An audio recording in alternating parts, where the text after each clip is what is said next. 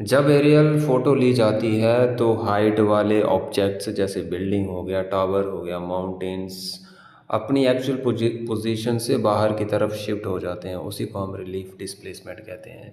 जैसे this is a से लेके ए नॉट, ये आपका जैसे टावर है या बिल्डिंग है एक, आप यहाँ पर देख सकते हैं। इससे पहले आप अच्छे से समझना है तो ये वाला इमेज देख लीजिए। ठीक है, जैसे ही हम फ्लाइट से एक फ़ोटो लेते हैं तो उसमें शिफ्ट है, थोड़ा बाहर की तरफ शिफ्ट हो जा रहा है। इसी को हम क्या कहेंगे, रिलीफ डिस्प्लेसमेंट कहेंगे।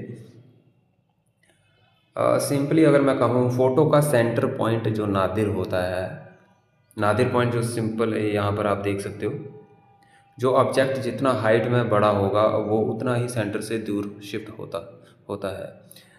ये जो कॉन्सेप्ट्स हैं बहुत ज़्यादा इम्पोर्टेंट है न्यूमेरिकल के लिए और थ्योरेटिकल दोनों के लिए। ठीक है, तो इनको नोट कर लेना। ये शिफ्ट रेडियल डायरेक्शन में होता है। ठीक है, जैसे ये शिफ्ट जो है कैसे होगा, रेडियल डायरेक्शन में होगा, मतलब कि सेंटर से बाहर की तरफ होगा। अगर कोई फ्लैट ग्राउंड है तो उसमें क्या होगा, कोई डिस्प्लेसमेंट आपको नहीं दिखने को मिलेगा। फ्लैट ग्राउंड पे क्या डिस्प्लेसमेंट मिलेगा, जब कोई हाइट है, कोई ऑब्जेक्ट की हाइट आपको दिख रही है तभी आपको रिलीफ डिस्प्लेसमेंट देखने को मिलता है। अदरवाइज अगर कोई प्लेन फ्लैट फ्लैट ग्राउंड्स हैं या एरिया प्लेन कुछ भी है, उसमें कोई डिस्प्लेसमेंट नहीं देखने को मिलता। जैसे टॉल बिल्डिंग्स हो गया है ना, इमेज में थोड़ा बाहर की तरफ टिल्ट शिफ्ट हो जाते हैं।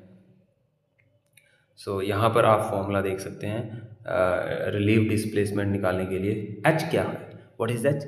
एच इज़ योर ऑब्जेक्ट की हाइट। कोई भी ऑब्जेक्ट है, ऑब्जेक्ट में बिल्डिंग हो सकता है, टावर हो सकता है।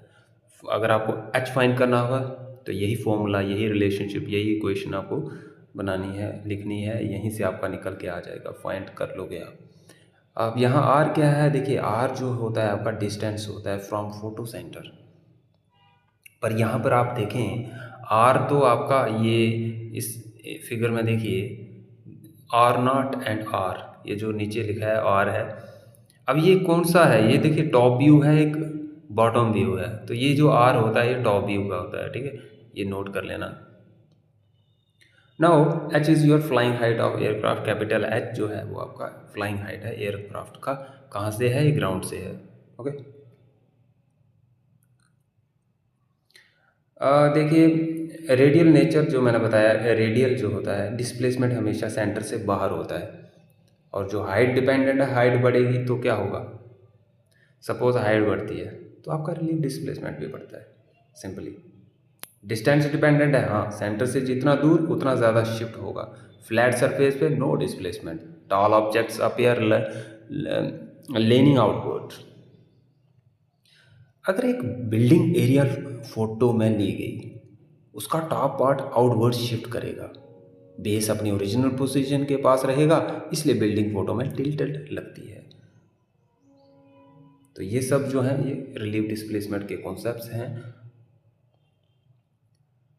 हाइट हाई ऑब्जेक्ट है तो हाई शिफ्ट होगा, ये नोट कर लो कि हाँ भाई हाई ऑब्जेक्ट है तो हाई शिफ्ट हो रहा है। सेंटर से दूर मतलब ज़्यादा डिस्प्लेसमेंट। सो ये कुछ ट्रिक्स हैं याद रखने की, समझने की।